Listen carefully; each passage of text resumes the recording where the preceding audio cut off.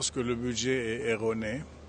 Je pense que le budget, on est en train de débattre des budgets qui ont 2 ans et 3 ans de retard, alors qu'on devrait être en train de débattre le budget de 2023.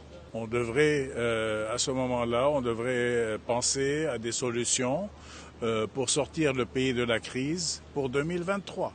On ne peut pas continuer à débattre le passé. Ça, c'est une chose qui doit être entre les mains de la loi. Hein, et il faut voir qu'il y ait un redressement fiscal. Ça va prendre du temps et il faut qu'il y ait au moins un état de droit pour faire ça. Mais d'ici là, il faudrait voir nos prévisions pour 2023. Qu'est-ce qu'il faudrait faire pour assainir ne serait-ce que les choses essentielles pour le peuple. Et quand on veut parler de ça, on parle du secteur de l'électricité, évidemment, qui est très important. On arrive à l'hiver, on arrive au froid, et je ne sais pas comment le citoyen libanais va arriver à résoudre ces problèmes.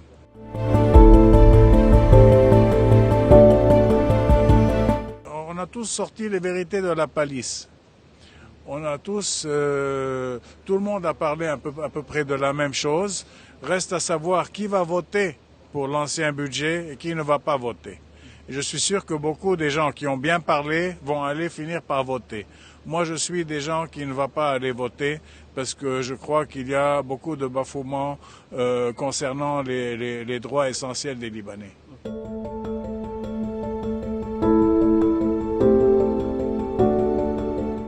Malheureusement, c'est le peuple qui paye la facture parce que l'État s'est endetté auprès des banques et les banques ont prêté l'argent des dépositaires et c'est pour ça que tout le monde se retrouve à sec aujourd'hui.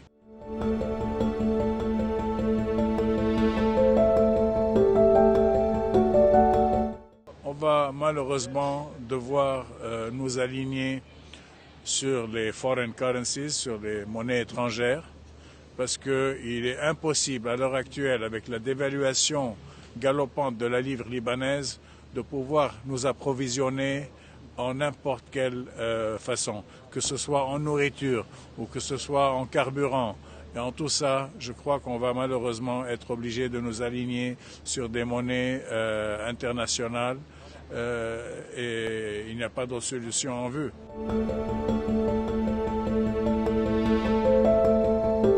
Ils vont finir par le voter, l'ancien budget, et le mettre dans un tiroir.